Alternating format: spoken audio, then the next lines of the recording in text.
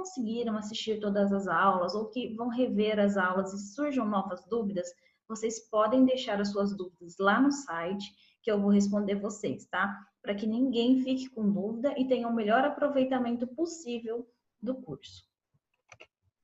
A primeira pergunta de hoje é sobre se qualquer processo inflamatório leva a certo grau de fibrose com perda de função. Então, a resposta nesse caso é não. Porque existem inflamações agudas de lesões menos graves que após essa inflamação ela ter sido efetivada, ela ter resolvido o agente infeccioso, essa inflamação ela cessa e não há perda de função ou fibrose. Então, vocês veem aqui que, nesse caso, a inflamação segue o caminho da resolução, que é quando tem a eliminação dos estímulos nocivos, a eliminação de mediadores de células da inflamação aguda, a substituição das células danificadas e a função normal. Então, nesse caso de uma inflamação bem contida, bem controlada, a célula se recupera, as células que foram danificadas são retiradas e substituídas, e nesse caso nós não temos fibrose ou perda de função. É claro que em algumas inflamações agudas, elas podem evoluir um pouco pior ou um pouco de forma mais acentuada. Ainda assim, ela entrar no processo de resolução, mas que vai haver fibrose e perda de função, mediana, certo? Então, isso não vai causar grandes danos para o indivíduo, mas sim, ele pode ter uma fibrosezinha, uma perda de função, às vezes temporária, mas pode acontecer. Mas o grande problema é quando tem uma inflamação crônica, certo? E nesse caso, então, essa fibrose e essa perda de função, elas podem ser acentuadas e duradouras. Então, existem todas essas possibilidades no caso de inflamação. Quando ela é uma inflamação bem controlada e bem contida, tudo bem. A gente pode observar completa restauração da função da célula, do órgão, do tecido. Pode haver casos em que há fibrose, uma fibrose mais discreta e que pode se resolver com o tempo. E os casos mais graves, então, a gente tem essa perda de função que ela é duradoura, tá? Então, ela é constante. E aí a gente não vê a recuperação daquele órgão, daquele tecido.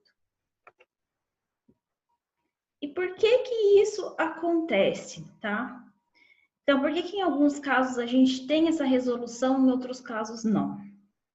Depende muito do processo de resolução, do processo de parada, de controle da inflamação. Então, na inflamação aguda, nós temos o processo inflamatório, a resposta imune, que depois caminha para a resolução e a homeostase celular e tecidual, ou seja, a volta à normalidade. No caso de uma inflamação aguda, pode haver uma falha na resolução, tá? Então, é aqui que nós entramos na questão da fibrose e da perda de função. E aqui, o indivíduo ele já é considerado como tendo uma doença inflamatória crônica. Em outro caso, a inflamação ela pode caminhar diretamente para uma forma mais excessiva, uma forma mais grave. E aí nós temos direto uma inflamação crônica, que gera uma resposta imune excessiva e também vai se tornar uma doença inflamatória crônica. Então, nesse segundo caso, nós temos mais ocorrência de fibrose e de perda de função do que numa inflamação aguda com resolução adequada, certo? A segunda questão é sobre o que faz com que o processo inflamatório se inicie, tá? Então, a gente já viu que uma lesão, um trauma, uma infecção, eles precipitam uma resposta inflamatória. E por que essa resposta ela se inicia? Como é que esse processo se inicia? Quando há essa lesão, esse trauma, essa infecção, diversos tipos de mediadores são liberados. Esses mediadores, eles se ligam a diversos receptores que são externalizados nessas situações. há também liberação de diversas citocinas e quimiocinas, que muitas vezes são vindas dos próprios agentes invasores, dos próprios agentes infecciosos. Então, uma vez que essas citocinas, esses mediadores são liberados e esses receptores são externalizados e ativados, nós temos o início do processo inflamatório, que vai haver a chamada de diversas células de resposta imune, que vai haver alteração da permeabilidade vascular, que vai haver alteração do fluxo sanguíneo. E todas essas respostas, elas visam combater aquele agente infeccioso ou lesivo e restaurar a homeostase, tá? Então, é por conta da liberação desses mediadores e por essas alterações fisiológicas que nós temos o desencadeamento do processo inflamatório, tá? E ele pode ser causado, então, por um trauma, por uma lesão, por uma infecção. E tudo isso vai desencadear esse processo inflamatório que ocorre com liberação de mediadores e substâncias e também de células de defesa e de alterações fisiológicas no nosso organismo. Perguntaram também se a dor crônica lombar seria um tipo de dor neuropática e como tratá-la. Tá? Então, a gente sabe que nós temos alguns exemplos de dores neuropáticas. E o que é que caracteriza uma dor neuropática? A dor neuropática, ela é resultado de alguma lesão nas vias sensitivas. Então, são as vias, os neurônios, os nervos que levam a informação de sensibilidade, de dor, da periferia para o sistema nervoso central. Então, aqui nós vemos que sim, a dor lombar, ela é um exemplo de dor neuropática. Por quê? Porque na dor lombar, por alguma razão física, fisiológica, há lesão dos nervos que se localizam nessa região. Então, uma vez que esses nervos são lesados, essa informação dolorosa ela vai ser passada com mais constância para o sistema nervoso central. Mas a gente tem que lembrar que a dor neuropática, ela permanece mesmo depois desses insultos terem sido retirados ou corrigidos. E isso acontece porque há uma sensibilização do sistema nervoso central. Então, as informações dolorosas, elas se tornam tão constantes que a gente ativa o sistema nervoso central para essa via dolorosa estar sempre ativada, mesmo que que o causador inicial da dor tenha sido retirado, tá? E é assim que a dor neuropática é caracterizada. E o tratamento, a gente sabe também que ela é um tipo de dor menos responsiva aos analgésicos convencionais, aos opioides. Então, alguns fármacos de atuação no sistema nervoso central são utilizados nesse caso. 2 exemplos são os antidepressivos e os antiepilépticos. Então, os antidepressivos, eles são utilizados porque eles reforçam essa via descendente de controle da dor, tá? Então, isso aqui é uma via inibitória. E quando você reforça essa via, essa sensação dolorosa da dor neuropática, ela não é passada adiante, então o indivíduo ele é tratado. E também com o uso dos antiepilépticos, que são esses ligantes dos canais voltagem dependente. Esses ligantes, eles bloqueiam também a passagem de impulso nervoso ou de informação dolorosa nessa via de resposta, de transmissão da informação dolorosa.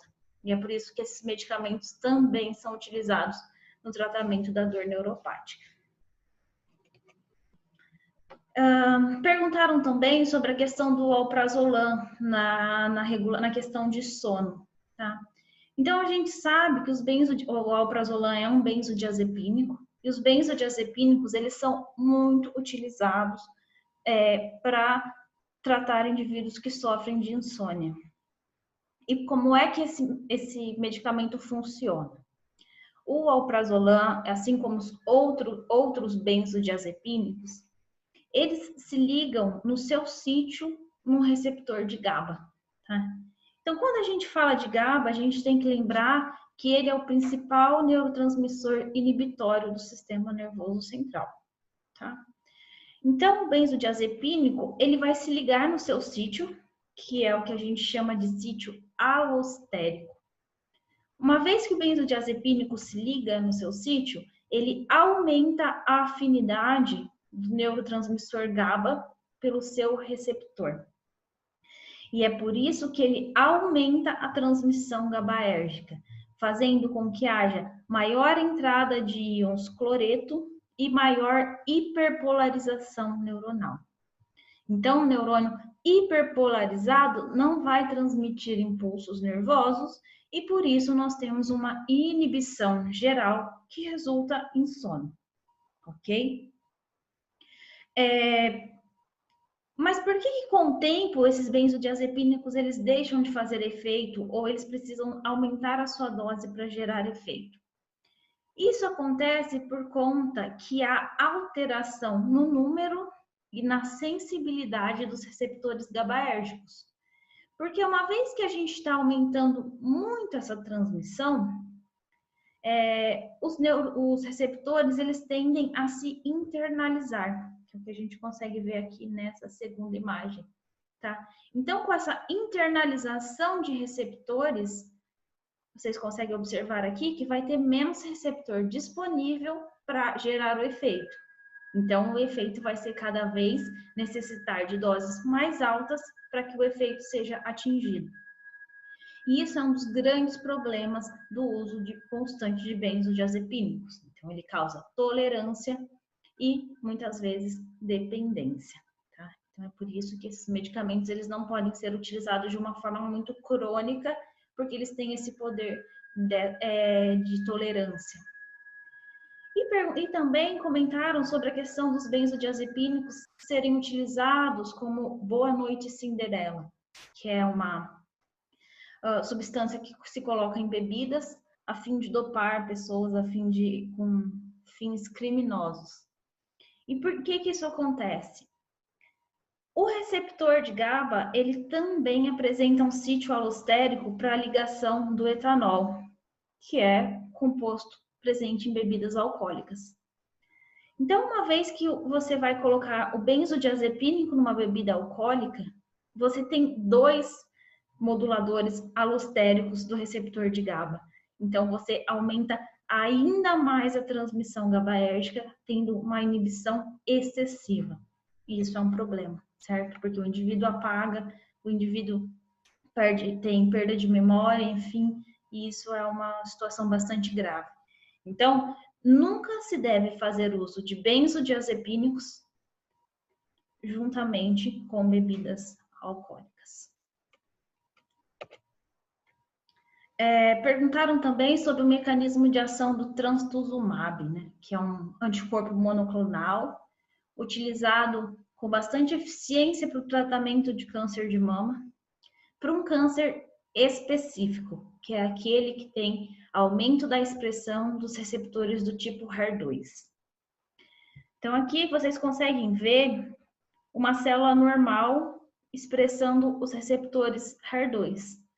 Esse receptor é importante para a transdução de sinal e crescimento e sobrevivência das células. Porém, alguns tumores de mama, eles apresentam números excessivos desses receptores de HER2. Por isso, isso favorece o crescimento acelerado desse tumor. Com a utilização do trastuzumab, que é um anticorpo monoclonal, ou seja, é uma substância que mimetiza compostos endógenos do nosso próprio sistema, tá? Então, esse anticorpo, ele vai se ligar nesse receptor HER2 que está hiperexpresso nesses tumores, e com isso, ele vai bloquear toda essa cascata de sinalização. Então, uma vez bloqueando essa cascata, ele impede o crescimento e a proliferação celular desses tumores. Mas esse tratamento, ele não é eficaz para todos os tipos de câncer de mama. Ele só é útil naqueles tumores que superexpressam esses receptores, tá? Então, é por isso que muitas vezes o teste genético, o teste, a análise molecular do tumor é imprescindível para a boa resposta e para o tratamento mais adequado de alguns tipos de câncer.